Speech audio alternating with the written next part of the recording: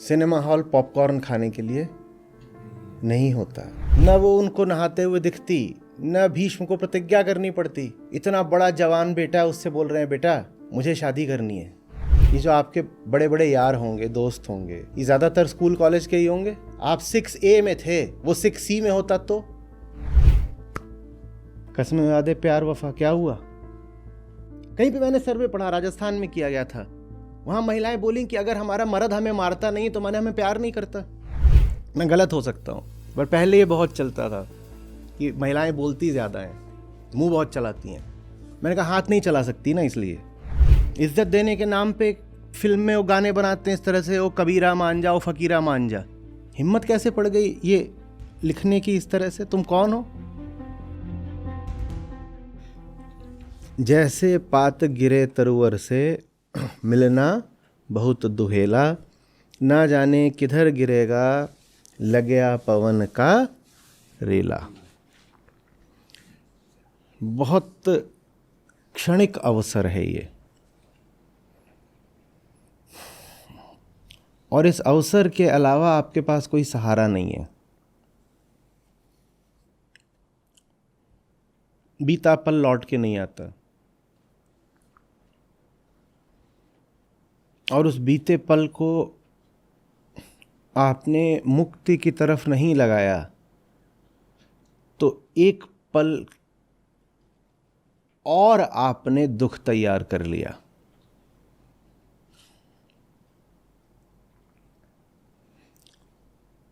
साधारणतया कोई दुखी आदमी हो तो वो बाकी अपनी सब धारणाएं कामनाएं छोड़ करके हर पल बस एक ही मांग करेगा, दुख समाप्त हो।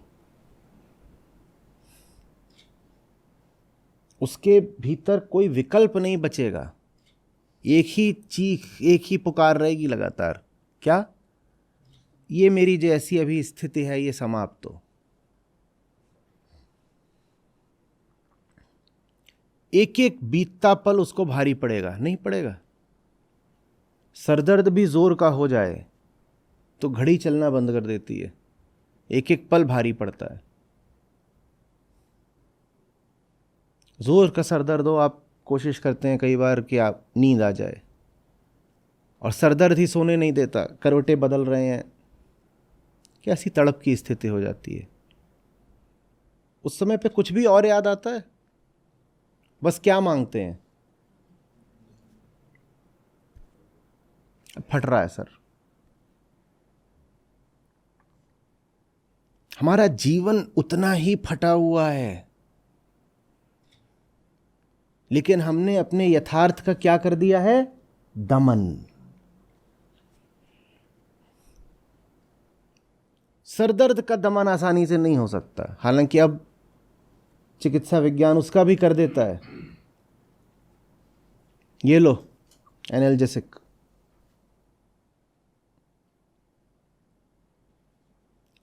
पर जीवन का जो दर्द है उसको तो हम सफलतापूर्वक दबा ही देते हैं। तो पल पल लगातार एक ही नहीं पुकार रह जाती कि मुक्ति मिले, शांति मिले। जो हम कहते हैं ना कि तथ्य ही सत्य का द्वार है, उसको ऐसे पढ़िएगा कि दुख ही सत्य का द्वार है। क्योंकि जो तथ्य का दर्शन करेगा वो एक ही तथ्य पाएगा कि दुख है। दमन नहीं कर रहे हो अगर तथ्य का, तो दुख तो है ही है। और दुख का दमन करने के तरीके हजार होते हैं।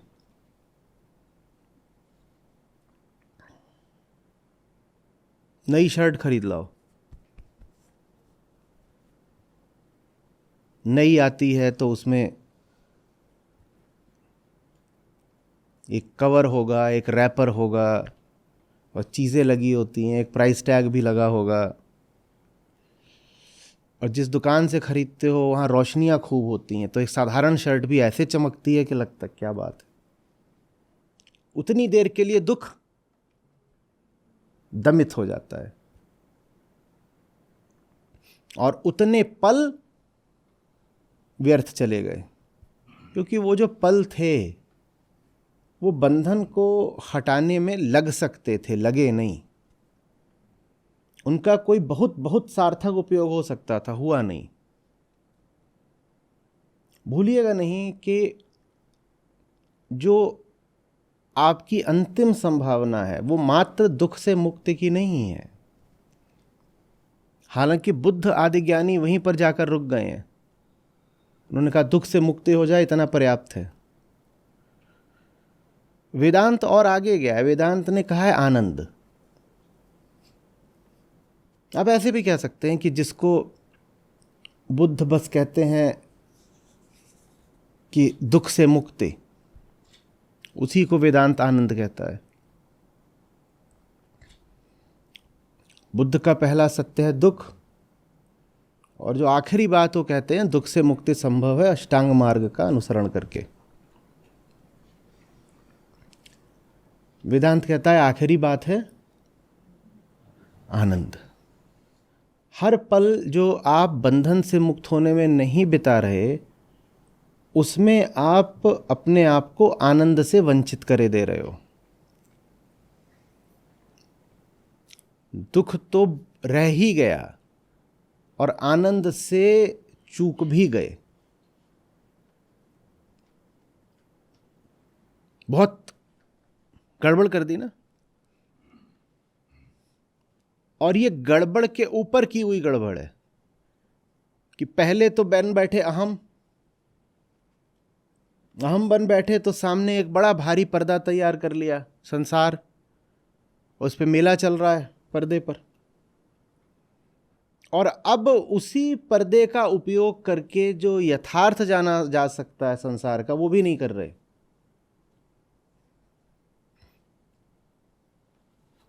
वो भी नहीं कर रहे।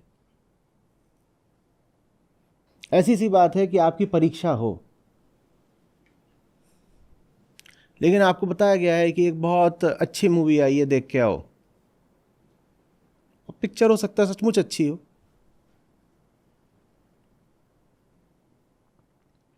करना तो ये चाहिए था कि आप परीक्षा की तैयारी करते, पर चलो कोई बात नहीं। अब एक फैसला कर लिया कि पिक्चर देखनी है, नहीं करनी परीक्षा की तैयारी, उठ के चले गए पिक्चर देखने। कुल मिला करके आना जाना बैठना सब मिला के 4 घंटा लगाने वाले हैं। पिक्चर देखने गए, पिक्चर वास्तव में अच्छी है, किसी फिल्मकार ने बड़े दिल से बनाई है और बहुत उसने प्यारा संदेश भी देने की कोशिश की है। लेकिन उसको अच्छे से पता है कि अगर बिल्कुल मैं अर्थपूर्ण ही फिल्म बना दूंगा तो वो चलेगी नहीं। लोग कहेंगे क्या दिखा दिया तुमने, ये डॉक्यूमेंट्री बनाई है क्या, तो चलेगी नहीं। तो उसने पिक्चर में और भी चीज़ें रख दी हैं, माल मसाला। क्या 8 गाने हैं, मुख्य चरित्रों के अलावा 8-10 फालतू चरित्र हैं। एक का काम है हंसाओ, एक का काम है कुछ और करो, कुछ वाहियात हरकत चल रही, कुछ भी चल रहा है, गाड़ियाँ उछल रही हैं, बम फट रहे हैं, ये सब भी हो रहा है उसमें। अब ये सब पर्दे पे चल रहा है, लेकिन उस कहानी में छुपा हुआ एक गूढ़ संदेश भी है जो फिल्मकार आपको दिखाना चाहता था, पर वो नहीं दिखा सकता सिर्फ वो संदेश, अन्यथा आप देखने नहीं जाओगे, हॉल खाली पड़ा रहेगा। तो उसने बिल्कुल ताज़ी और स्वादिष्ट और पौष्टिक चीज़ को भी मसाले में लपेट करके तल दिया है। तो आप वहाँ बैठे पिक्चर देखने, वहाँ भी आपने क्या देखा, गाना बहुत बढ़िया था और गाने में भी 4 आइटम नंबर हैं, वो आप बिल्कुल थिरक गए, मज़ा आ गया। फूहड़ कॉमेडी चल रही है अश्लील, उसमें बड़ा आनंद आ गया।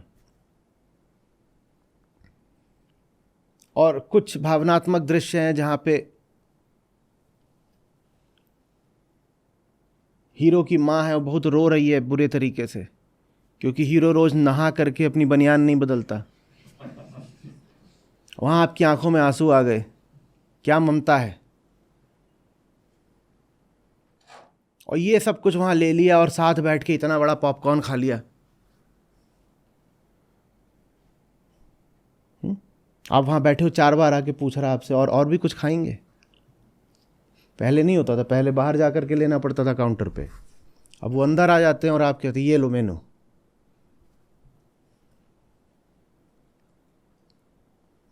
खूब सारा वहां खा भी लिया, शोर मचा लिया, सब कर लिया। तो एक तो गलती ये करी कि परीक्षा छोड़ के इधर आए, और दूसरा जहां आए वहां भी कुछ पा सकते थे, वो भी नहीं पाया। भूल पे भूल। अहम बने, पहली भूल तो ये करी, और अहम बन करके जो संभावना मिली थी कि अब जगत के माध्यम से ही तुम सत्य का दर्शन कर लो, उस संभावना को भी नहीं साकार किया।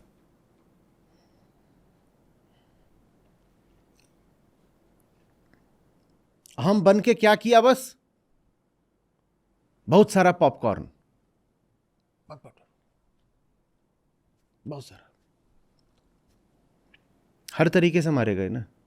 जो पहली भूल है उसको पलट नहीं सकते हम, जीव हैं, शरीरी हैं, वो तो हम बन ही गए।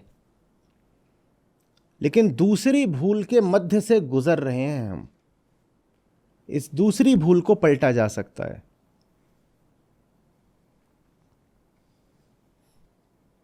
जिस समय जहां भी हैं और जो भी अनुभव हो रहा है, उसको अवसर जानिए। मिलना बहुत दुहेला, एक दुष्प्राप्य अवसर है, मुश्किल से मिला है, दोबारा नहीं मिलेगा। जिस वक्त जो भी हो रहा है वो कभी भी दोबारा हुआ है क्या? क्या बस कुछ खास पल ही होते हैं जो लौट कर नहीं आते, या कोई भी पल लौट कर नहीं आता? तो सिर्फ कुछ पलों को खास कैसे कह दोगे? बोलो। सिर्फ कुछ पलों को खास तो हमारी भोग वृत्ति बोलती है। कोई पल खास इसलिए था क्योंकि उस पल इतना पॉपकॉर्न मिल गया था, तो वो पल खास था। लेकिन पल तो सभी खास हैं, क्योंकि कोई भी पल लौट कर नहीं आएगा। तो पल और पल में क्या अंतर है? जैसे पात गिरे तरुवर से, कौन सा पत्ता है जो तरुवर को दोबारा लग जाएगा? कौन सा पल है जो समय में वापस आ जाएगा? न टूटा पत्ता कभी पेड़ में दोबारा लगता है, न टूटा पल कभी समय की धार में दोबारा लगता है। समझ में आ रही बात है? उठ के आ गए हो वहां से जहां से कभी उठ के नहीं आना चाहिए था। अब कुछ कर नहीं सकते, हो गया, जन्म तो ले लिया। किसने कहा था कि जन्म लो? अब ले लिया जन्म। अब जन्म लेने के बाद जिसे कहते हैं ना,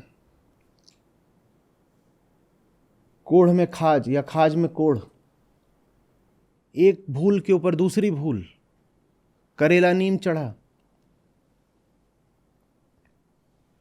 वो तो मत करो।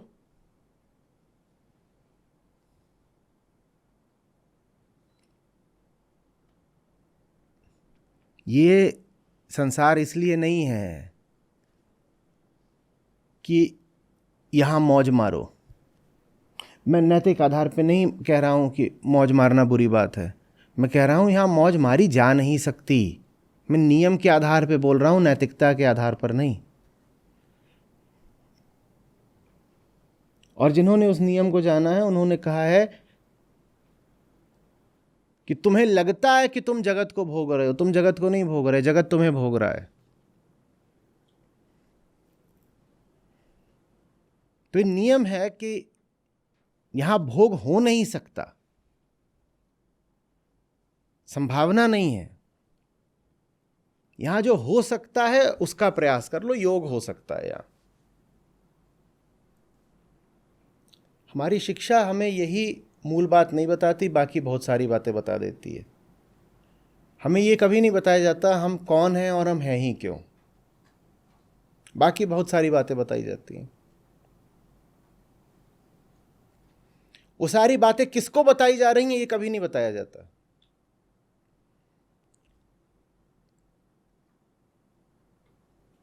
अंकों का गणित बता देते हैं, जीवन का गणित नहीं बताते।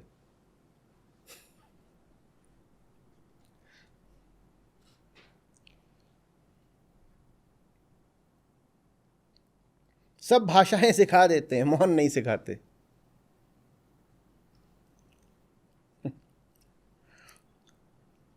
भारत का और दुनिया भर के संविधान सिखा देते हैं, जीवन के नियम नहीं सिखाते।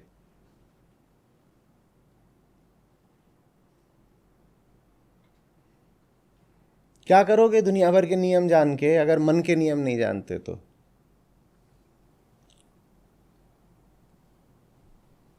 शरीर कैसे चलता है ये बता देंगे, शरीर चलता ही क्यों है ये नहीं बताएंगे।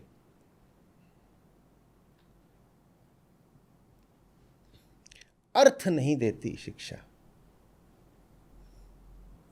आप जाइए किसी बड़े से बड़े शोधकर्ता से पूछिए, चिकित्सक से पूछिए, ये शरीर चल ही क्यों रहा है, कोई उत्तर नहीं होगा। अर्थ नहीं है। बात समझ रहे हैं? आप यूं ही नहीं हैं, आप सोद्देश्य हैं भाई। लोग ढूंढते रहते हैं जीवन का क्या लक्ष्य हो, purpose of life. The purpose of life is liberation every moment, that's all. इतना क्या उसमें घबराने की और संशय की बात है? If the purpose of life is liberation, does life end at liberation? No, it begins with liberation. Before that, there is only death. मुक्ति से पहले मौत है सिर्फ। मुक्ति के बाद क्या है? मौज। जीवन का उद्देश्य क्या है? मौत से मौज तक की यात्रा। मरे हुए को सिर्फ जिलाना नहीं है, उसे मौज करानी है। निष्कंटक मौज, जिसमें ये भाव नहीं है कि अब 6 बज जाएगा तो पीछे से मम्मी आके घर में वापस खींच लेगी।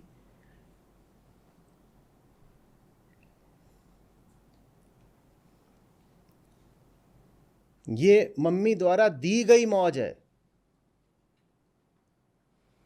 नवरात्रि चल रहे हैं, किन मम्मी की बात हो रही है समझ जाइए। बड़ी मम्मी, मम्मी की मम्मी की मम्मी की मम्मी की मम्मी की मम्मी, उनकी मम्मी।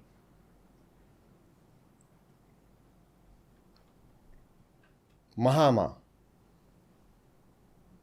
ये वो मौज है जो कभी खत्म नहीं होती। मैं छोटा था, एक विज्ञापन आया करता था, तब बम्बई में एक नया नया खुला था एसएल वर्ल्ड, पता नहीं अब है नहीं है, या बम्बई में ही था कहीं और था। तो उसका विज्ञापन आए और उसमें कुछ बात थी, मैं तो सुनूँ बात, बोलता एसएल वर्ल्ड में रहूँगा मैं, घर नहीं जाऊँगा मैं। समझ रहे हैं?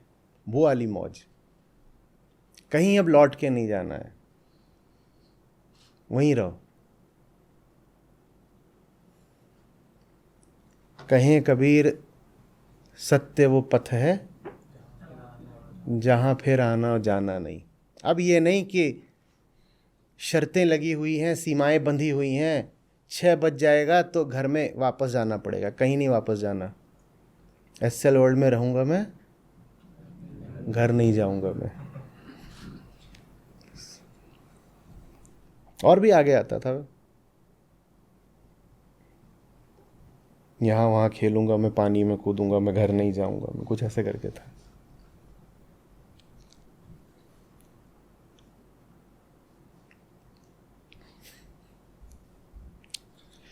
मौज तभी मिल सकती है जब जीवन का सार्थक उपयोग किया जाए। दर्शन, श्रवण, अध्यात्म, आत्मज्ञान, वही सार्थक उपयोग है। जो भी आपके संसाधन है, जो भी आपको शिक्षा मिली है, वो सब इसीलिए है ताकि आप उस मौज तक जा सको। और वहां तक नहीं जा पा रहे तो जो मिला है सब एकदम व्यर्थ गया है। सिनेमा हॉल पॉपकॉर्न खाने के लिए नहीं होता, सिनेमा हॉल सिर्फ पिक्चर को ऐसे देखने के लिए भी नहीं होता कि कुछ हो रहा है। वो पर्दा होता है ताकि आप पर्दे के पार के फिल्मकार को देख सकें। फिल्म क्या है? फिल्म सबसे पहले एक भाव है। भाव से मेरा अर्थ इमोशन नहीं है, वो संदेश है जो फिल्मकार आपको देना चाहता है। पहले वो संदेश आया है, फिर उस संदेश को उसने विस्तार दिया, विकसित किया, एक पटकथा लिखी, फिर उसने अन्य तरीके के उसने बहुत चीज़ें जोड़ी, मसाले डाले, फिर उसने जा कर के कहीं से एक निर्देशक पकड़ा होगा, कोरियोग्राफर भी ले आया होगा, नृत्य निर्देशक हो गया, अभिनेता अभिनेत्री हो गए, और बहुत बड़ी मंडली होती है जो लगती है एक पिक्चर को बनाने में। पर सबसे पहले क्या आता है? कुछ है जो बताना है।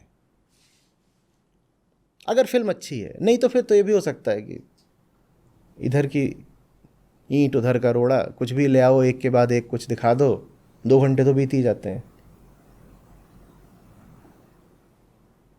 इसीलिए जो कनोजियर्स होते हैं, फिल्मों के भी जो पारखी होते हैं, उनको आप पाएंगे कि वो अभिनेताओं से पहले बात करते हैं निर्देशकों की,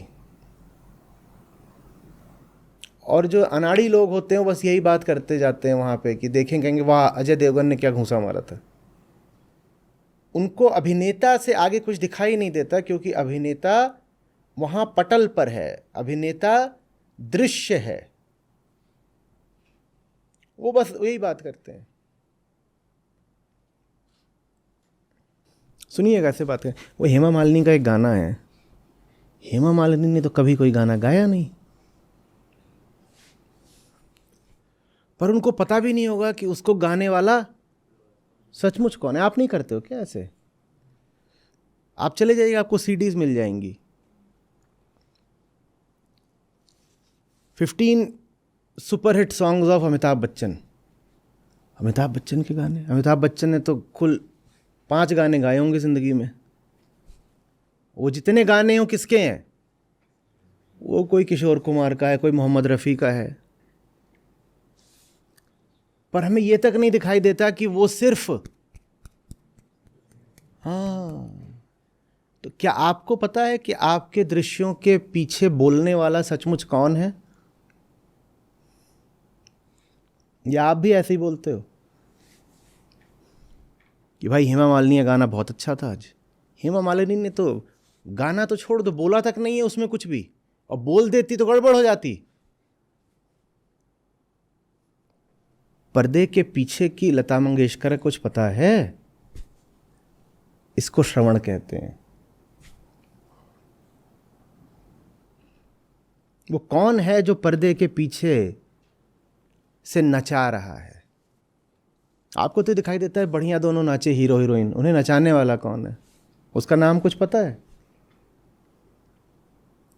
भाई बहुत सही डायलॉग मारा है नाना पाटेकर ने, वो अब उसका डायलॉग था, किसका था कुछ पता है? आपके सारे शब्दों के पीछे कौन बोल रहा है कुछ पता है? जीवन इसीलिए है, पर्दे के पीछे झांकना है। पर्दे पर जो है उसको कड़ाई से बोलोगे तो झूठ है, और थोड़ा लोच से बोलोगे तो बस एक संभावना है सत्य को जानने की। मैं कह रहा हूं उसको ऐसे ही देखिए, सब दृश्य दर्शन की संभावना मात्र है। सब शब्द इसलिए हैं ताकि श्रवण हो सके। तो संत ऐसे बोलते हैं, सब धरती तीर्थ भई और पत्थर शालिग्राम। सारी धरती ही इसीलिए है कि एक एक इंच भूमि आपके लिए बन जाए तीर्थ। तीर्थ कौन सी जगह होती है? जहां सत्य प्रकट हो जाए आपके लिए, उसे तीर्थ बोलते हैं। तो कहते हैं सब धरती तीर्थ भई और सब नदियां गंगा भई। ये भी गाइएगा। नदियां ही नहीं, पानी की एक एक बूंद गंगा हो गई। ये है जीवन जीने का तरीका। जो कुछ भी दिख रहा है उसके पार दिख गया। और पार ऐसे नहीं देखा जाता कि जो दिख रहा है उसकी उपेक्षा कर दी और पार देखने की कोशिश कर रहे हैं। कि पिक्चर देखने गए, बोले थे पर्दे के पार देखना है, तो सीट से उठ के पीछे की ओर निकल गए और वहाँ ढूंढ रहे हैं यहाँ पे कौन है बताओ। पहले होता था गाँव में ले जा करके, तब रेडियो नहीं होते थे, ट्रांजिस्टर होते थे इतने बड़े, जो एकदम पहले पहले आए थे ना, इतने बड़े होते थे, मेज है इतनी बड़ी, और ये तो वहाँ ग्रामीणों के सामने लगा दीजिए, उसमें से गाना आने लगता था, वो एकदम तुरंत उठ के आते थे, पीछे खोजने लगते थे और कोई उसके अंदर झांके। उन्हें यकीन ही नहीं होता था कि आवाज़ आ सकती है यहाँ। तो ये नहीं करना है कि वहाँ पीछे जा करके, उसी को ध्यान से देखना है। जो दिख रहा है उसी को ध्यान से देखो, उसके पीछे का दिख जाएगा। और ध्यान से आप देख लोगे, मुश्किल नहीं है। वृत्ति भोग की न रहे तो, इस कामना के साथ ना देखो कि भोगना है। उस कामना को हटा नहीं सकते तो थोड़ी देर को स्थगित कर दो, सस्पेंड कर दो, थोड़ी देर को। सामने कोई चीज रखी है, ललचा रही है, भोगना है इसको, भोग लेना। चलो, मन को ही मत बोलो नहीं भोगना है, ऐसे बोल दोगे तो विद्रोह करता है। ऐसे कहो 2 मिनट बाद भोगना है। 2 मिनट मिलेंगे साहब? 2 मिनट, हाँ ठीक है 2 मिनट ले लो। 2 मिनट में कामना हटा करके उसको ध्यान से देख लो कि ये क्या है, दर्शन हो जाएंगे।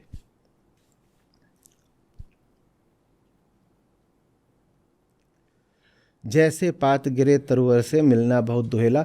उसी क्षण, जिस क्षण, और ये पत्ते का गिरना है ना पेड़ से, इसको लेके बहुत कहानियां हैं। भारत में भी हैं, सूफियों में भी हैं, और ज़ेन दिशा में भी हैं। कि वो खड़ा हुआ है भिक्षुक, और तभी उसके सामने पेड़ से पीला पत्ता गिरता है और निर्वाण। बस वो क्षण था और आखिरी क्षण था वो। उसे फिर कुछ और समझने की ज़रूरत नहीं पड़ी, सब समझ में आ गया। और वो बहुत बहुत सालों से साधना कर रहा था, पढ़ रहा था, पर कुछ था जो अटक जाता था, मुक्त नहीं हो पा रहा था।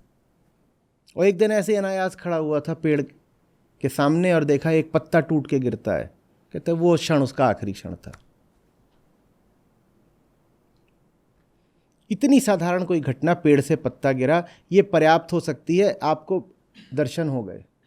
बड़े से बड़े मंदिर में जो दर्शन नहीं हो सकते थे, वो एक साधारण से पेड़ के सामने टूटते पत्ते को देखने से हो गए। आप अपने बच्चे को सुला करके आए, बाहर की तरफ आए अपने गैराज में, वहाँ आपकी गाड़ी खड़ी है, आप वहाँ आए, वहाँ अंधेरा था, आपने लाइट जलाई।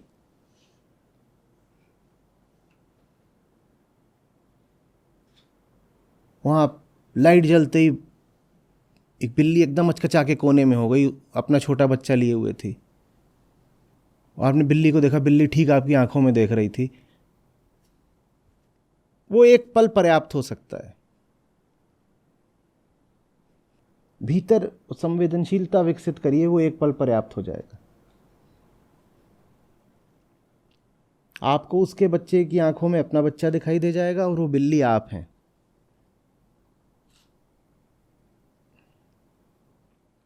विचार और धारणा को बीच में मत आने दीजिएगा, वो पल पर्याप्त है। जैसे पात गिरे तरुवर से, एक पल में दिख जाएगा सब।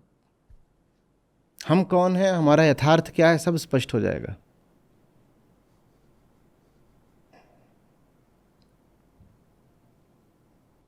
मिलना बहुत दुहेला, नहीं आएगा, दोबारा नहीं आएगा। ना जाने किधर गिरेगा लग गया पवन का रेला। संयोग है, पवन पर आपका नहीं बस है। पत्ते को हवाओं में संयोग से बहते देख करके जिसको ये न दिखाई दे कि उसका जीवन भी मात्र संयोगों की श्रृंखला रहा है, वो अंधा ही होगा, उसे क्या दर्शन होंगे।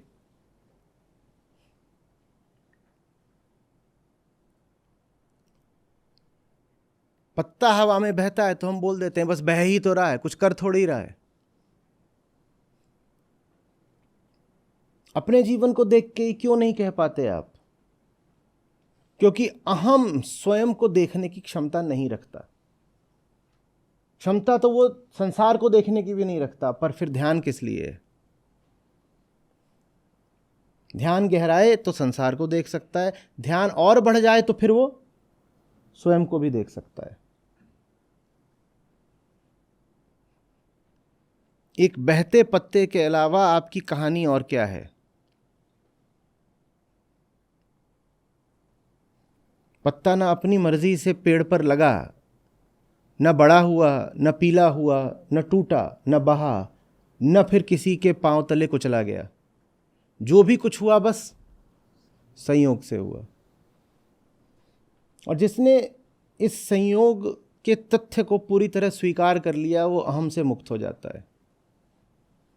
क्योंकि अहम संयोग थोड़ी मानता है, अहम तो कर्तृत्व पे चलता है। कहता है मैंने किया, हुआ थोड़ी था, मैंने करा था। दिख जाए कि कुछ नहीं करा, बस हो रहा है, मुक्ति मिल गई ना।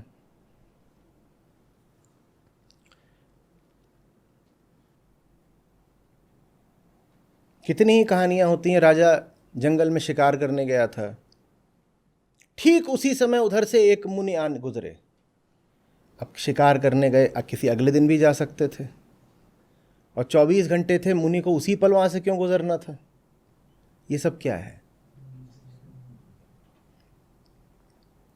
बाद में हो सकता है कि मुनि से राजा को महाज्ञान मिल गया हो, वो भी क्या है? बाद में ये भी हो सकता हो कि मुनि ने अपनी कन्या से राजा का विवाह कर दिया हो, ये भी क्या हो सकता है? पूरा जो कुरुवंश ही था वो कहाँ से आ रहा था? राजा गए वहां, वो नहा रही थी।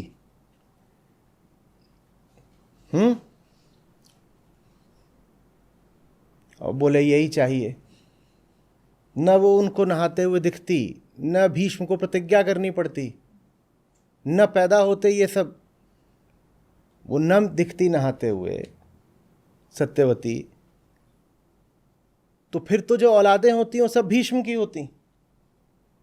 भीष्म बेचारे तो फंस गए क्योंकि पिताजी को कोई और पसंद आ गई। वो जो पसंद आ गई बोली मुझसे शादी करके क्या होगा, ये इतना बड़ा आपका धुरंधर बेटा है, राज्य तो इसकी संतानों को मिलेगा। पिताजी वो गए। ये देखो संयोग क्या कराते हैं। पिताजी जा कर के, इतना बड़ा जवान बेटा उससे बोल रहे हैं बेटा मुझे शादी करनी है।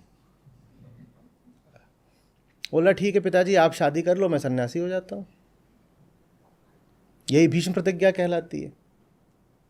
पिताजी आप ब्याह कर लो, मैं सन्यासी हो जाता हूँ। और सब कुल मिला के क्यों? क्योंकि पिताजी गए थे जंगल और नहाते हुए दिख गई। पिताजी बोले चाहिए।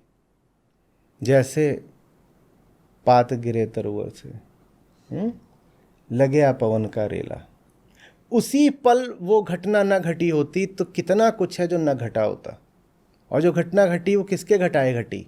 हटाओ कि भाग्य पूर्व लिखित है, कि सब कुछ पूर्व नियोजित है, संयोग है बस। बहुत लोग आए कहेंगे अरे ये तो विधान है जो पहले ही लिखा गया था, इसीलिए उस पल हुआ। किसी ने कुछ नहीं लिखा है, प्रकृति संयोगों पर आश्रित है। हाँ, उन संयोगों को ही ईश्वर बोलना है तो हम बोल सकते हैं। यदि ये जितने संयोग घटित हो रहे हैं इन्हीं का नाम ईश्वर है तो ठीक है, अन्यथा प्रकृति बोलना पर्याप्त है। वेदांत कहता है प्रकृति, बस समाप्त, आगे की कोई बात नहीं। अहम है, प्रकृति है और सत्य है। प्रकृति को चलाने वाला जैसा कोई नहीं कि कोई है जो संसार को चला रहा है, ना ना ना, वो सब कोई खेल नहीं। संयोग है, बस संयोग।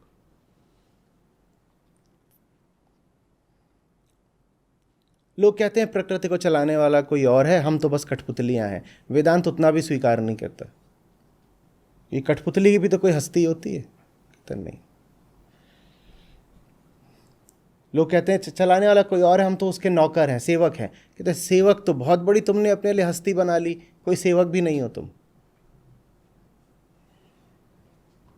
सेवक भी नहीं हो, तुम तो हो ही नहीं। संयोगों से घटी घटना को कैसे कह दें कि हुई? हाँ, उसको क्या हम कोई व्यक्तिगत हस्ती, कोई व्यक्तिगत उपाधि दे दें? कैसे दे दें, बोलो?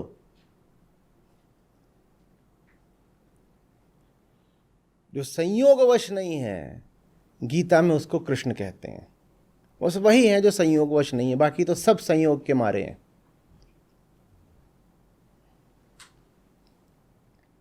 तो कृष्ण कहते हैं मैं अकर्ता हूं और मात्र मुझे अधिकार है अपने आप को कर्ता बोलने का। तुम सब झूठ मूठ ही अपने आप को कर्ता समझते हो। तुमने कुछ किया है आज तक? तुम्हारे साथ तो बस हुआ है, तुमने कुछ नहीं किया आज तक। तुम्हारे साथ चीजें होती रहती हैं, तुम्हें लगता है तुमने करा। पत्ते में भी हमारी तरह अहंकार होता तो बोलता बस वो अभी अभी मैंने तय करा कि अब वृक्ष को साथ अब छोड़ दूंगा, ब्रेकअप किया है। ये बहुत अकड़ता था। मैंने कहा breakup, I will fly free. न तो अपनी स्वेच्छा से वृक्ष पर लगा था, न वृक्ष से विलग हुआ। ये जो आपके बड़े बड़े यार होंगे, दोस्त होंगे, ये ज्यादातर स्कूल कॉलेज के ही होंगे। आप 6A में थे, वो 6C में होता तो, और 6A वालों की यारी तो 6A से ही हो सकती है, 6C से बड़ा मुश्किल है। उनकी क्लास अलग, उनके पीरियड्स अलग, अधिक से अधिक छुट्टी के बाद मिल लोगे या कि रिसेस में मिल लोगे। सुबह की प्रार्थना में भी उनकी कतार अलग, कहाँ जाओगे घुसने?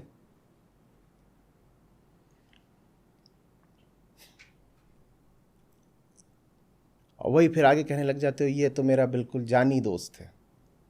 कैसे जानी दोस्त बन गया? क्योंकि पहली बात तो 6A हूं, और तुम्हारा नाम, कुछ नाम बोलिएगा, कोई भी नाम।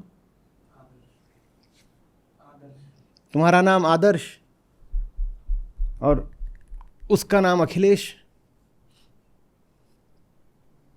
तो दोनों बिल्कुल अगल बगल बैठा दिया गया रोल नंबर के हिसाब से।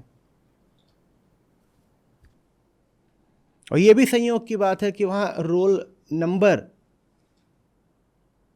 नाम के हिसाब से तय किए गए थे। कोई जगह हो सकती है जहां रोल नंबर किसी और आधार पर बना दिए जाएं, फिर इतनी यारी नहीं होती। लग गया पवन का रेला, और पवन का रेला लग जाए, आदर्श भाई को उठा के 6C में फेंक दिया जाए। हाँ, आ गया पवन का झोंका। पवन का झोंका यही था कि दोनों खुराफात कर रहे थे, तभी प्रिंसिपल ने देख लिया तो एक को उठा के 6C में डाल दिया। प्रिंसिपल का नाम पवन मल्होत्रा था।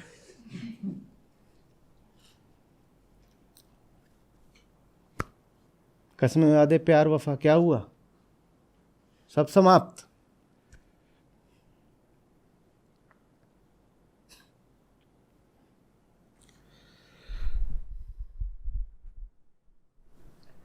जब होवे उम्र पूरी तब छूटेगा हुक्म हुजूरी, यम के दूत बड़े मजबूत यम से पड़ा झमेला। तुम बस दासता का जीवन बिता रहे हो, और ये उस दिन तक बिताते रहोगे जिस दिन तक प्राण है।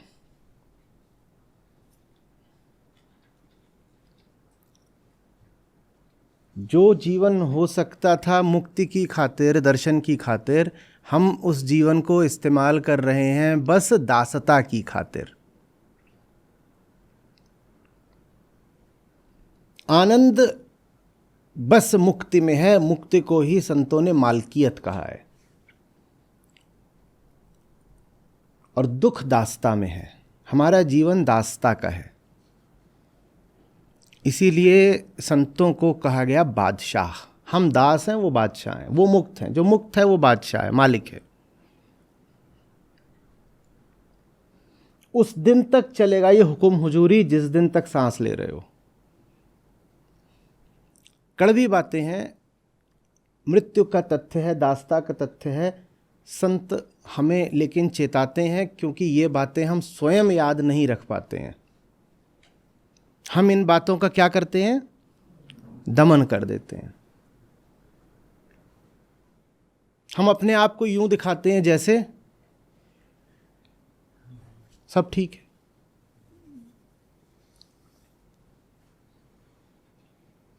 पुलिस वाले भी, ये जो ट्रैफिक पुलिस के होते हैं, ये भी गाड़ी देख करके व्यवहार करते हैं। बड़ी गाड़ियां हैं, उनको ज़्यादा नहीं रोकेंगे, और रोकेंगे भी तो उनके साथ थोड़ा सलीके से पेश आएंगे।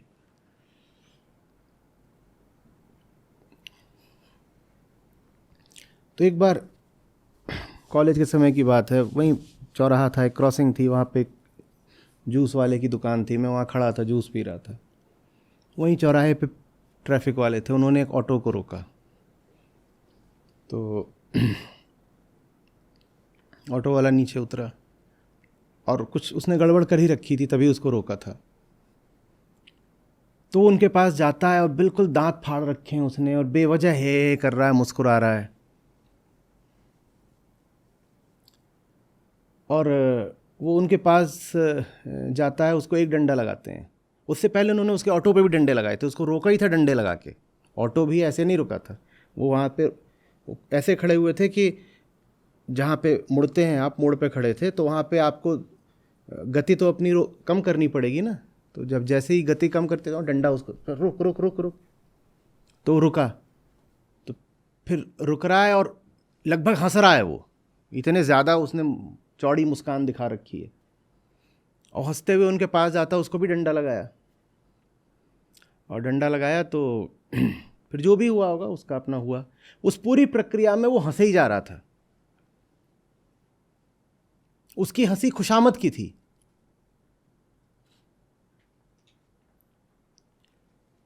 वो वहां से छूटता है 5-7 मिनट बाद, डंडे खा करके, और जो भी उसने चुकाना था चुका के, जो भी। तो वहां से चलता है, तो इधर ही साथ में कोई खड़ा था जूस शॉप पे, उसने उसको बोला ऑटो। तो वहाँ से बढ़ता है और वहाँ जूस की दुकान पे आके रुक जाता है। मुझे लगा कि ये अपने दांत दिखा रहा था उन पुलिस वालों को खुश करने के लिए। अब वो पुलिस वाले नहीं है, तो कम से कम अब इसको अपनी दासता की और मजबूरी की हालत का एहसास होगा, और इसके चेहरे पे वो दर्द दिखाई देगा। और मुझे झटका लग गया, मुझे दर्शन हो गया। अब पुलिस वाले नहीं है, पुलिस वालों को वो लगभग 50 मीटर पीछे छोड़ आया है। अब पुलिस वाले नहीं है, वो अभी भी हंसे ही जा रहा था। और उसकी हंसी कोई ज्ञानियों की हंसी नहीं थी कि उसको यथार्थ दिख गया जगत का, इसीलिए वो बोधि धर्म की तरह अट्टहास कर रहा, कुछ नहीं। उसने गहरा अभ्यास कर लिया है डंडे खा करके। वो हम हैं, हम हर पल डंडे खा रहे हैं और यहां पे चिपका रखी है हंसी। वो पल बहुत खास था मेरे लिए।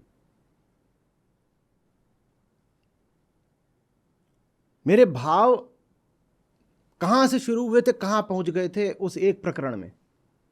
शुरू यहां से हुए थे कि ये गलत हो रहा है, तुमने उसके ऑटो पे डंडा क्यों मारा। रोकने का कोई नियमबद्ध कोई सरकारी तरीका होगा ना। ये किसने सिखाया तुमको कि तुम किसी की गाड़ी को रोक, उसकी गाड़ी है वो भाई, या मर्सिडीज गाड़ी हो तभी गाड़ी कही जाएगी, वो उसकी गाड़ी है। तुमने उसकी गाड़ी पे डंडे क्यों मारे? और गाड़ी का कुछ शीशा से टूट जाए तो तुम भुगतान करोगे। फिर वो उतर के आए तो तुमने उसको डंडा क्यों मारा? अगर वो कोई नियम तोड़ भी रहा था तो उसका चालान काटिए, आप जो नियम है उसका पालन करिए। आप उसको डंडा क्यों मारे? उसको डंडा मारा। अब मैं देख रहा हूं वो हंस रहा है। अब ये मेरे लिए ताज्जुब की बात है, हंस क्यों रहा है? इसे क्रोध क्यों नहीं आ रहा? मुझे क्रोध बहुत आता था, मुझे अभी भी आता है, नहीं आना चाहिए। तो मैं वहां खड़ा हुआ था, अब जूस है, मैं पी भी नहीं रहा था जूस को, मैं जूस बस देख रहा था क्या हो रहा है। मैं कह रहा हूं इसको गुस्सा क्यों नहीं आ रहा ये। फिर मैं, गरीब ऑटो वाला है, क्या गुस्सा करेगा। और उसके बाद जो हुआ वो तो एपिफेनिक था, रेवलेशन, जैसे कहते हैं ना, ऊपर से कुछ उतरा, कुछ उतर आया। मैं देख रहा हूँ वो वहाँ से आ गया है, अब यहाँ खड़ा हो गया है, और यहाँ पुलिस वाले पीछे हैं, उसकी पीठ के पीछे हैं। उनको दिखाने के लिए तो नहीं हंस रहा है, तो हंस क्यों रहा है अभी भी? इसकी आदत हो गई है पिटने की और हंसने की। इसकी आदत हो गई है। क्या पिटूंगा? वो जो उसके इसके चेहरे पे मुस्कुराहट आई थी पुलिस वालों को देख के, वो नकली नहीं थी, वो असली थी। वो ऐसे ही मुस्कुराता है। उसको सचमुच लग रहा था कि वो जो पुलिस वाले हैं उसके ताऊजी लोग हैं। उसने अभिनय भी नहीं करा था, वो अभिनय अब उसका जीवन बन चुका है। उसने अभिनय नहीं करा, वो ऐसा हो चुका है। वो जब पाता है कि पिटने जा रहा है तो उसको मजा आने लगता है।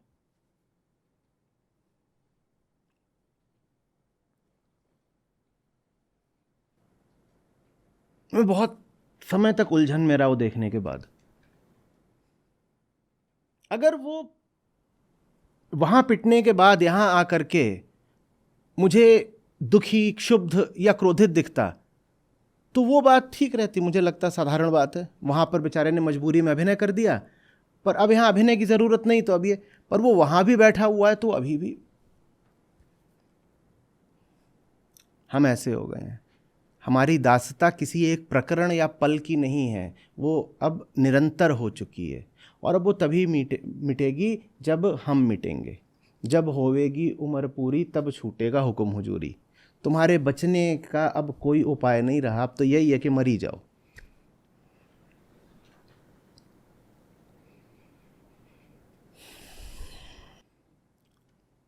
ऐसा नहीं कि हम बस समाज के सामने दास हैं, हम अपने अकेलेपन में भी दास हैं।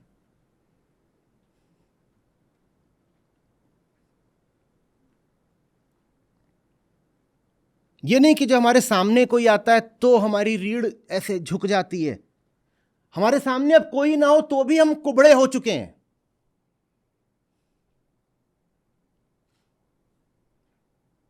हमारा ये जो सर है अब तन के खड़ा हो ही नहीं पाता। ये ऐसे हो, चिन्ह अब जिसको कहते हो हमारा नहीं हो पाता। अब ऐसे हो चुके हैं। अब कोई सामने ना हो तो भी अकड़ गया, अकड़ गया। ऐसे ही रहो तो क्या होगा, यहां क्या हो जाएगा, अकड़ जाओगे ना। फिर ये उठाओगे भी तो नहीं, उठाओगे तो दर्द होगा। हमें अब बहुत दर्द होता है सर को उठाने में। अकड़ गया है, स्टिफ। कबीर साहब यहां फिजियोथेरेपिस्ट हैं। धीरे धीरे करके करे, अभ्यास करो, धीरे धीरे करो करो। बहुत समय लगेगा क्योंकि पूरी जिंदगी का अभ्यास है तुम्हारी ये। बहुत समय लगेगा उसको पलटने में, पर हो जाएगा। 30 साल 50 साल से तुमने एक ही अभ्यास किया है क्या, तो कम से कम 3 या 5 साल तो लगेंगे ना इसको दोबारा ठीक करने में।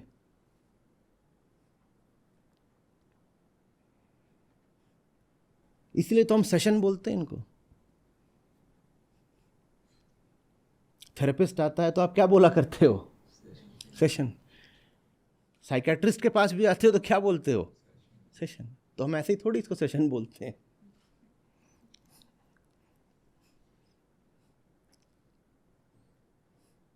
वो ऑटो वाला सोचो, मुझे लग रहा है उसको और मारते वो तो अट्टहास करने लगता है। वो अपने आप को ये दिखाना चाहता था कि मैं पिटा ही नहीं हूं, ये तो मेरे घर के लोग हैं जिन्होंने मुझे मजाक में मारा है। वो एक डिफेंस मैकेनिज्म था साइकोलॉजी की भाषा में।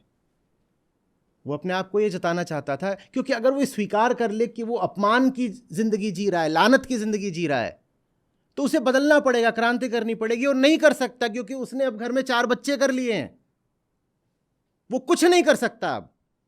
तो वो अपने आप को जताता है कि मैं पिटा थोड़ी हूं, ये तो मेरे प्यारे ताऊजी लोग हैं जिन्होंने मुझे ऐसे ही मजाक में मार दिया है। तो ऐसे दिखा रहा था जैसे हंसी खेल चल रहा है। और मैं दहल गया था भीतर से बिल्कुल।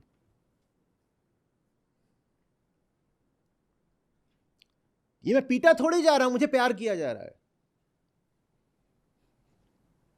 कहीं पे मैंने सर्वे पढ़ा, राजस्थान में किया गया था। वहां महिलाएं बोली कि अगर हमारा मर्द हमें मारता नहीं तो माने हमें प्यार नहीं करता। हंस क्या रहे हो तुम,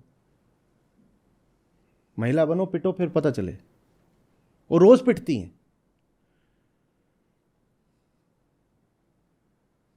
रोज पिटती हैं। वो एक तरह की शारीरिक निकटता है। शारीरिक निकटता की शुरुआत ही यहां से है कि पहले तो पीटेगा ना, फिर बिस्तर, उसके बाद काम शुरू होगा।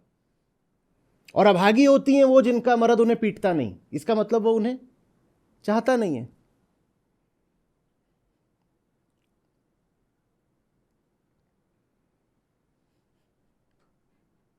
वो बहुत प्रसन्न होती हैं पिट के।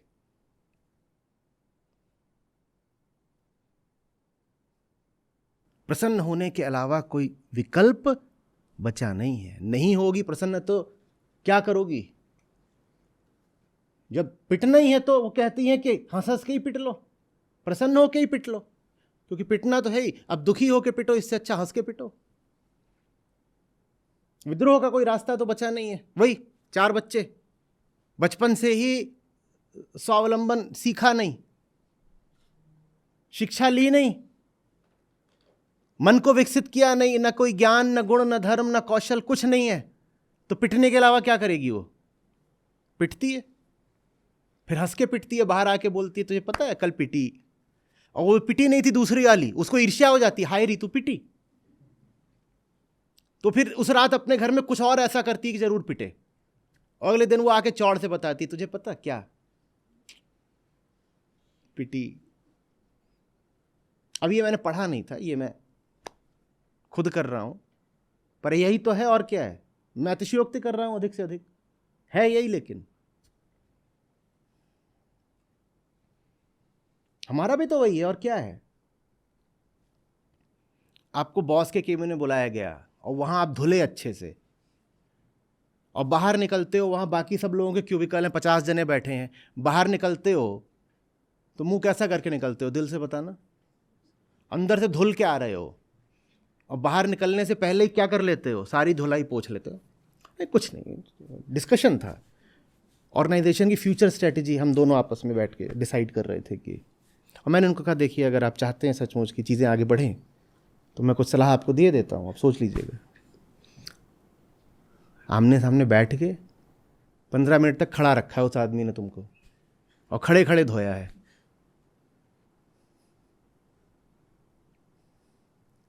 और बाहर आकर के लेकिन ऐसे ही है।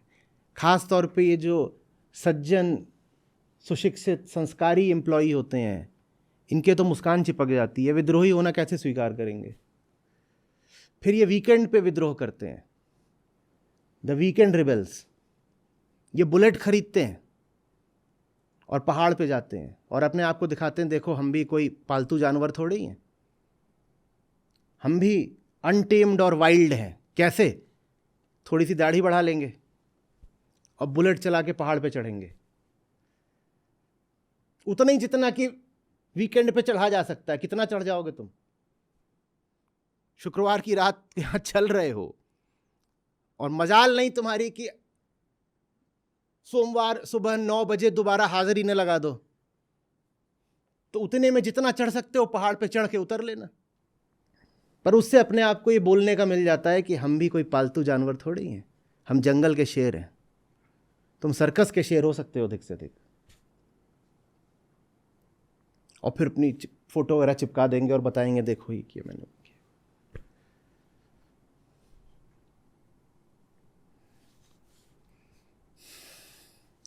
The weekend rebels. वीकेंड की स्पेलिंग है WEAKEND।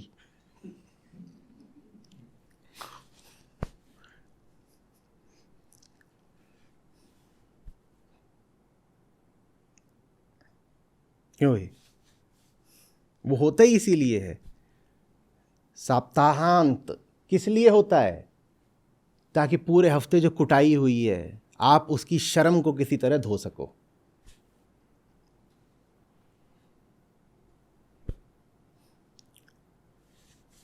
मैं गलत हो सकता हूं, पर पहले ये बहुत चलता था कि महिलाएं बोलती ज़्यादा हैं, मुंह बहुत चलाती हैं। मैंने कहा हाथ नहीं चला सकती ना, इसलिए सचमुच मुंह ज़्यादा चलाती हैं क्योंकि हाथ नहीं चला सकती। इसलिए जो काम इससे करना चाहिए था वो यहाँ से तो हो ही नहीं सकता। ये जो चूड़ियाँ हैं इसीलिए तो होती हैं। ये ज़्यादा चलाओगी तो तुम्हारी चूड़ी तुम्हारे हाथ में दस जाएगी। तो मुंह चला करके क्षतिपूर्ति करती हैं। चलाना चाहिए था हाथ, नहीं चल सकता तो कुछ तो कॉम्पेंसेशन। ये चलता है फिर पक पक पक पक पक पक पक पक पक। आप बहुत मजबूत लोगों को कभी आप देखिएगा नाटक में या फिल्म में भी, तो वहाँ जो आपको स्ट्रॉन्ग मैन दिखाई देगा वो कैसा रहता है? वो चुप शांत खड़ा रहता है, बस जब ज़रूरत होती है तो एक लगाता है फटाक से। उसको कभी ये नहीं दिखाएंगे कि वो बैठ के गॉसिप कर रहा है।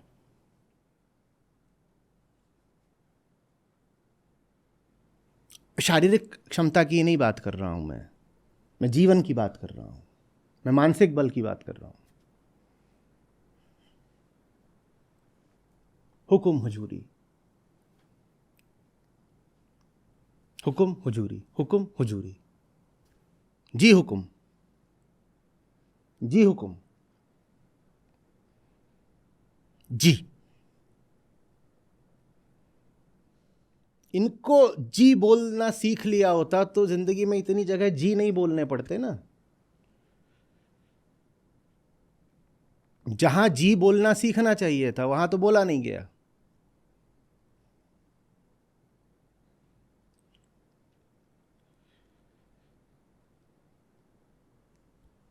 जिनको इज्जत देनी चाहिए थी वहां तो इज्जत देनी कभी सीखी नहीं। इज्जत देने के नाम पे फिल्म में वो गाने बनाते हैं इस तरह से, वो कबीरा मान जा, वो फकीरा मान जा। हिम्मत कैसे पड़ गई ये लिखने की इस तरह से? तुम कौन हो? वो कबीरा मान जा, वो फकीरा मान जा।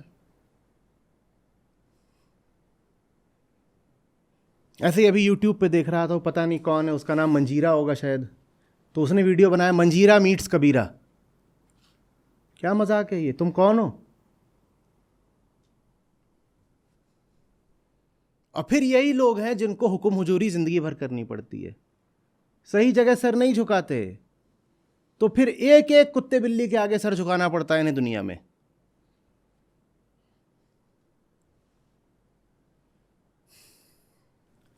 जब होवे उम्र पूरी तब छूटेगा हुकुम हुजूरी। बस खत्म, यही कुंडली है पूरी। जो चला रखा है हाल अपना और जो बने बैठे हो उसमें और कोई आशा नहीं है। आ रही समझ में बात कुछ? यम के दूत बड़े मजबूत, यम से पड़ा झमेला। मृत्यु से बच नहीं पाओगे इतनी बार सर झुका के भी।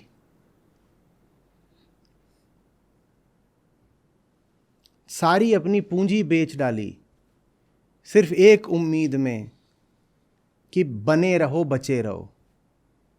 ये जो आप इतने दिन भर समझौते करते हो, क्यों करते हो? आपको कुछ मिल नहीं रहा होता उन समझौतों से तो भी करते क्या? किसी आशा में ही तो इतना हुक्म हुजूरी करते हो। साहब कह रहे हैं तुम कर लो जितनी हुक्म हुजूरी करनी है, यम तो तुम्हें तब भी उठा के ले जाएगा। तो यम जब तुम्हें ले ही जाएगा तो क्या जरूरत है इतनी हुक्म हुजूरी करने की? यम के दूत बड़े मजबूत, तुम उनको कितना भी सर्टिफिकेट दिखा लोगे, देखो मैंने यहां पे इसकी चाकरी करी, यहां इसकी दास्ता करी, यहां इसकी गुलामी करी, यहां सर झुकाया, यहां खुद को बेच खाया, तुम उन्हें सारे प्रमाण पत्र दिखा लेना कि देखो मैं किस किस तरीके से बिका जिंदगी में। वो कहते हटाओ ये सब कुछ, तुम खूब बिक लिए, वो तुम्हारी मूर्खता, हम तो तुम्हें तब चल।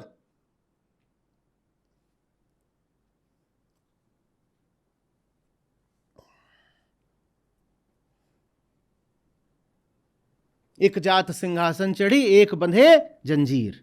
और काहे से बांधा गया जंजीर से तो बताया ही नहीं, भैंसे से बंधे हो, लिटा दिया गया भैंसे पे। और ये जाने को नहीं तैयार थे। जो जिंदगी भर हुक्म हुजूरी करी थी वही सोच रहे थे कि यम के दूध से भी कर लोगे, उसकी भी लल्लो चप्पो। जी जी जी जी जी ताऊ जी, नहीं ताऊ जी डंडे लगा लीजिए ताऊ जी, कोई बात नहीं।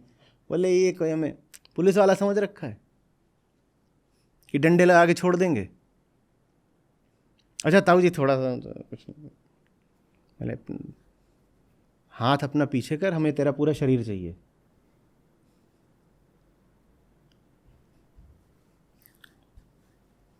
एक बंधे जंजीर। हाँ,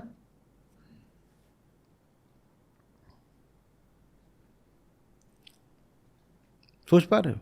बड़ा भारी उनका भैंसा, और उसमें आपको क्या किया गया है? पिलियन राइडिंग के लिए सख्त जंजीरों से बांधा गया और वहां पे बांध दिया गया है और आर्तनाद कर रहे हो, हाय हाय हाय हाय हाय। आर्तनाद करते हो एकदम मुस्कुरा तो रहे हो, वो नहीं गई है बीवी। दुनिया के आगे अपना विद्रोही क्या, हम दुखी चेहरा भी कहां दिखाते हैं? दुनिया के आगे तो हम कैसे रहते हैं? मालिकों के आगे बनाओ बनाओ, शक्ल बनाओ। ये देखो, बॉस जब जोर से डांटता है तो कैसे करते हो? अरे सर, आप कितने फन लविंग हो।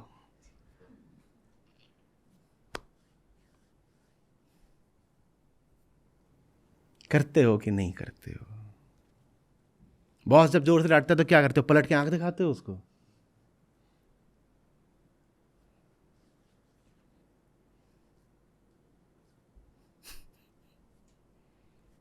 यह सवाल भी पूछ पाते हो? डांट ले लूंगा, समझा दीजिए क्यों डांटा है। बात सही होगी आपकी तो आपकी डांट भी सही है, फिर समझा दीजिए क्यों डांटा है। ये भी कह पाते हो क्या?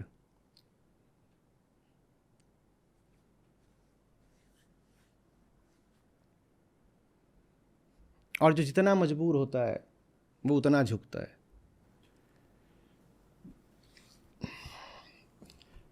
मेरा आईआईटी का बैच विलक्षण रहा है एक मामले में, इसमें भरे हुए हैं सब एंटरप्रेन्योर ही एंटरप्रेन्योर। बहुत सारे तो उसमें नोएडा में ही है।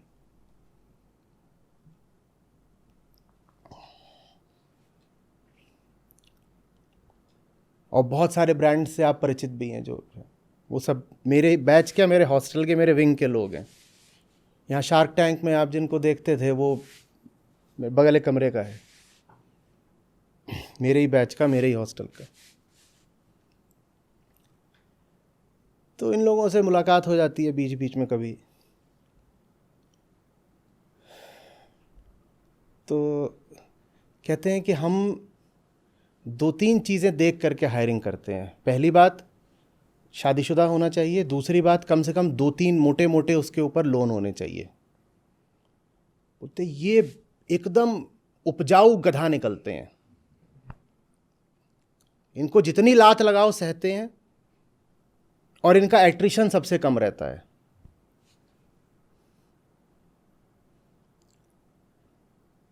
न ये सर उठा के बात कर सकते, न पलट के जवाब दे सकते।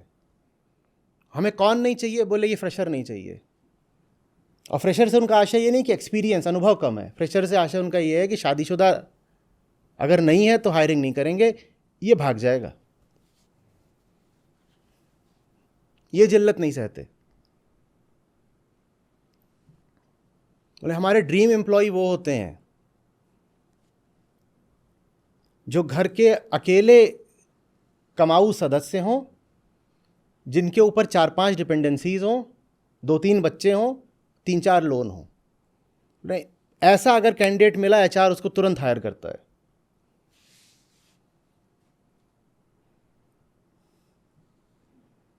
अरे अब इसके साथ कुछ भी कर लो,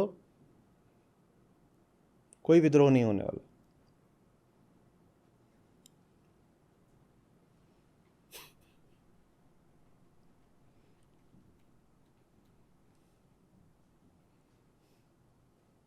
हुकुम हुजूरी।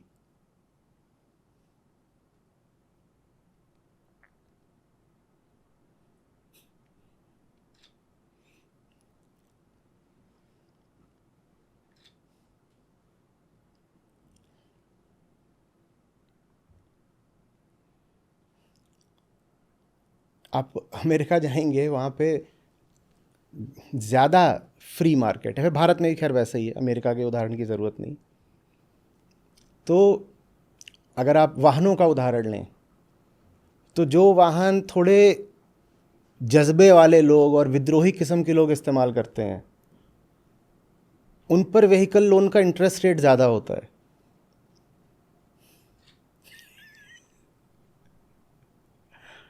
और जो गृहस्थ और सज्जन लोग वाहन लेते हैं, साधारण यही हैचबैक सीडेंस, जो सब जैसे भारत में आप यही सब समझ लीजिए, मारुति, हुंडई, i10, i20, ये सब, इन पे लीस्ट इंटरेस्ट रेट रहता है। कि ये कहीं नहीं भागने वाला, क्योंकि इंटरेस्ट रेट रिस्क के साथ बढ़ता है ना, भाई ये कहीं नहीं भागेगा, ये नहीं भागते, मारुति वाले नहीं भागते, ये क्या भागेगा, इसने तो फैमिली कार ली है, फैमिली लेके भागेगा क्या? तो उन्हें सस्ती दरों पे दे दिया जाता है, रिस्क नहीं है उसमें, रिस्क और रेट एक साथ चलते हैं। और जो उनको पता है कि ये तो ऑफ रोडर और ये सब है, मतलब पता होता है ये गाड़ी भी भिड़ाएगा तो इंश्योरेंस ज़्यादा देना पड़ सकता है, और दूसरी ओर ये कुछ भी कर सकता है, ये नहीं पकड़ में आएगा, तो उससे वो इंटरेस्ट ज़्यादा लेते हैं।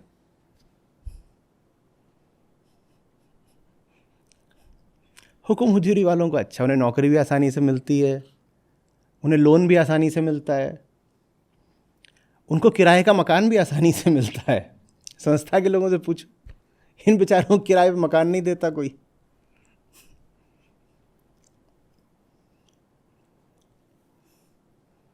कोई तो आया था, बोले थे हम आपस में फैमिली बना के खड़े हो जाएं कि हम हैं, हम सब तो फैमिली है, दे दो। तो मकान मालिक लोग जब इन्हें झांसा देना तो अपने माँ बाप को लेके आते हैं, उनके नाम पे किराए पे लेते हैं। माँ बाप को खड़ा कर बोलते हैं ये है, हम तो बच्चे हैं, मैं तो डैडी जी का रहेगा किराए का, मैं तो आया हूँ साथ में रहने के लिए, तो इन्हें फिर मिल जाता है। हुक्म हुजूरी की दुनिया है।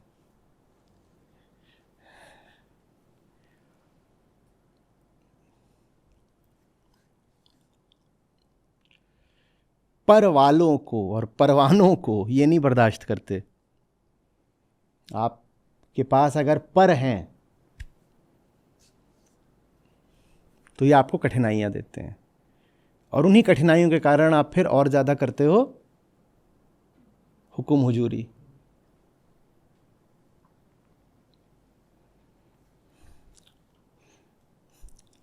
साहब कह रहे हैं हुक्म हुजूरी मत करो, कठिनाइयाँ झेल लो, क्योंकि जिस नाते तुम सर अपना इतना झुकाते हो उससे भी कुछ होगा नहीं, सर तो कट ही जाना है, यम के दूत बड़े मजबूत। अगर ये सब कुछ करके यम से बच सकते तो करते, फिर ठीक था, पर ये सब करके भी यम से बच पाते हो क्या? मौत तो हर पल आ रही है।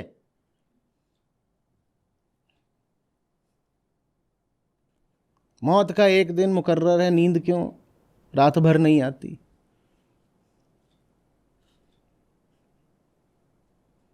ये जो रात भर नींद नहीं आ रही है, यही तो है मौत। अगर एक ही दिन जिसको मौत आए वो तो किस्मत वाला होता है। हमारी तो प्रतिपल मौत आती है, जिसका सर ऐसे झुक गया, उसका कट गया ना सर, मर गया।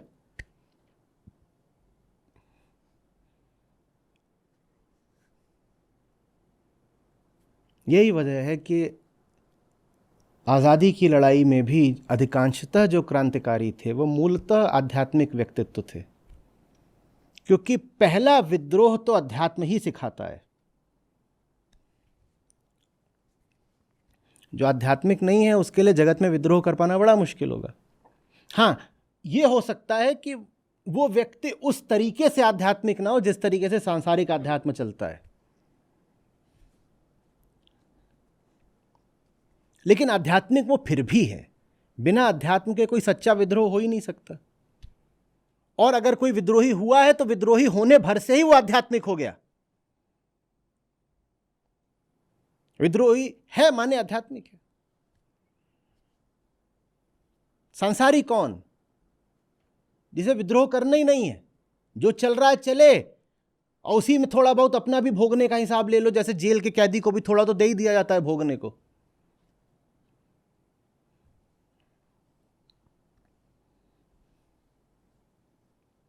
पिंजड़े की चिड़िया कोई भूखा मारता है? थोड़ा तो उसको दिया ही जाता है, तू ले खा बढ़िया रहे, बल्कि खूब दिया जाता है। पेड़ की चिड़िया और खुले आकाश की चिड़िया तो हो सकता है फिर भी खाने को ना पाए, हो सकता है, लेकिन पिंजड़े की चिड़िया खाने को ना पाए ऐसा नहीं होता।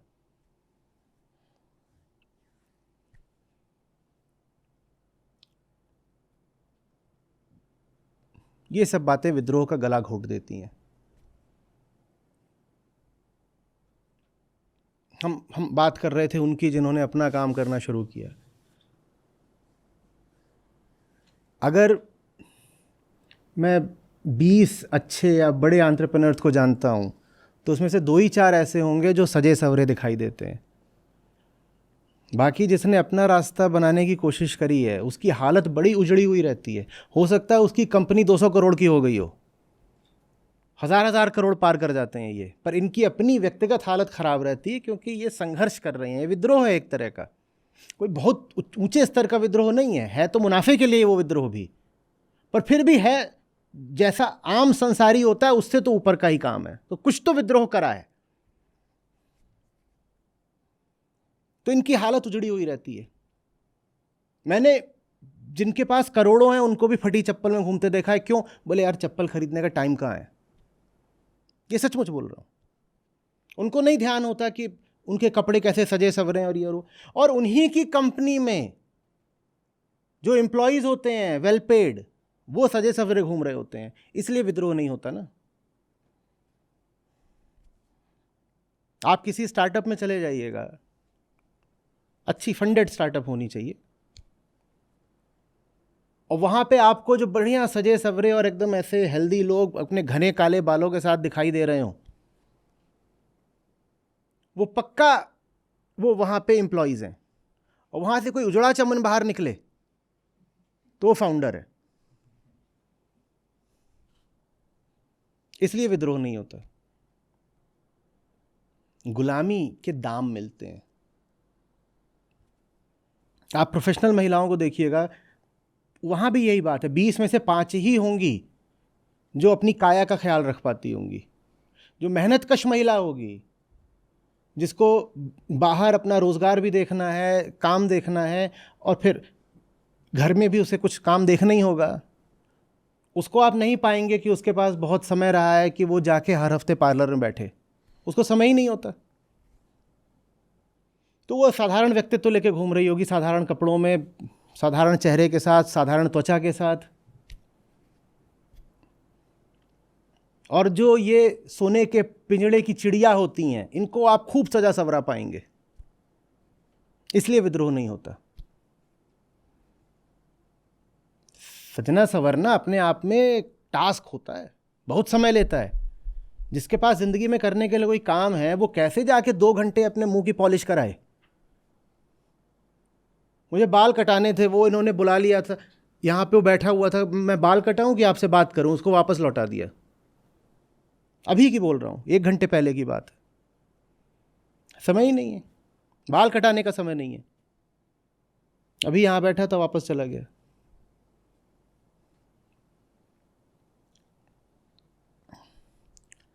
फिजियोथेरेपिस्ट को बुलाते हैं, आधे समय वो आता है, वापस चला जाता है, समय ही नहीं होता। मैं बोलता हूँ 15 मिनट बाद, और तब तक कोई और आता, फिर कुछ और, फिर कुछ और, फिर रात में 11:30 बजे तक यहाँ बैठ के वापस लौट जाता है। उसके बाद अब उसको भी तो घर जाना है अपने। मेरे पास तो समय निकलता है रात के 3 बजे, सुबह 4 बजे के, तो अब आ जाओ, तो अब कौन आएगा।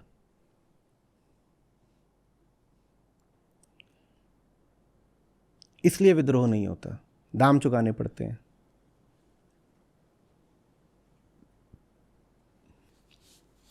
शुभंकर यहाँ होगा तो आपको बताएगा, वो जो मेरे व्यक्तिगत काम होते हैं उसकी भी टू डू लिख के रखता है।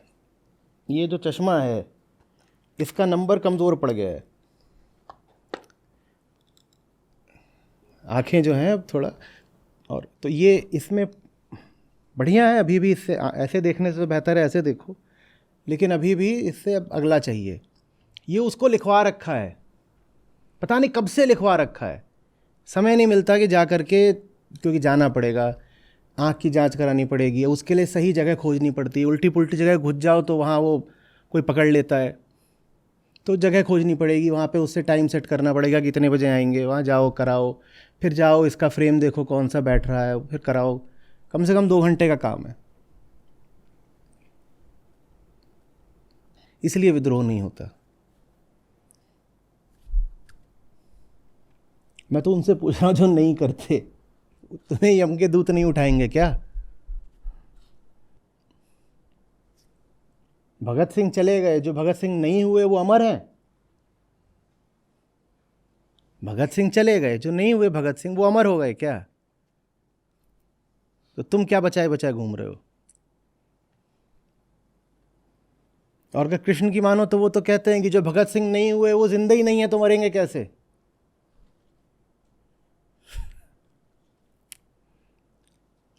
कल उन्हें क्या कष्ट हो, वो आज ही जब नष्ट हैं। तुम्हें भविष्य क्या कष्ट देगा, तुम तो हो ही नहीं। और बुद्ध भी यही बोलते हैं, तुम तो हो ही नहीं। तुम्हें होना तो बहुत जीवट का काम होता है। आप पैदा हुए हो पैदा होने के लिए, हो कहां पाते हैं हम।